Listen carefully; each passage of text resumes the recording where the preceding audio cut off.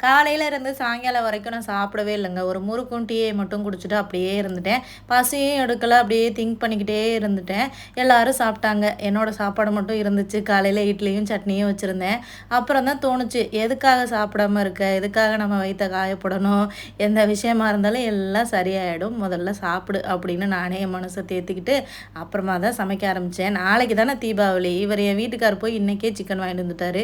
"ஏங்க நாளைக்கு நான்வெஜ் எடுத்துக்கலாம். எதுக்காக இன்னைக்கு வாங்கிட்டு வந்தீங்க?" அப்படின்றேன். "இன்னைக்கு சண்டேல" அப்படின்றாரு. "அதுக்காண்டி ஒரு நாள் நீங்க பொறுக்க மாட்டீங்களா?" அப்படின்னா, "என்னைக்கா இருந்தா என்ன செய் சமைச்சு குடு" அப்படின்ட்டாரு.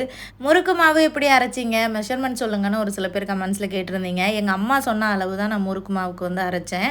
4 கப்பு பச்சரிசி எடுத்தேன். அதில 1 கப்பு உளுந்து. அவ்வளோதான். உளுந்த மட்டும் நல்லா வறுத்துட்டு, அந்த பச்சரிசியோட கொட்டி 2யும் போட்டு அரைச்சிட வேண்டியது தான். வேற பாசிப்பருப்பு, பொட்டுக்கடலைலாம் சேர்ப்பாங்க. பட் நாங்க அந்த மாரி சேர்க்க மாட்டோம். ஒன்லி பச்சரிசியும், உளுந்து மட்டும் தான். நல்லா வரும் முறுக்கு.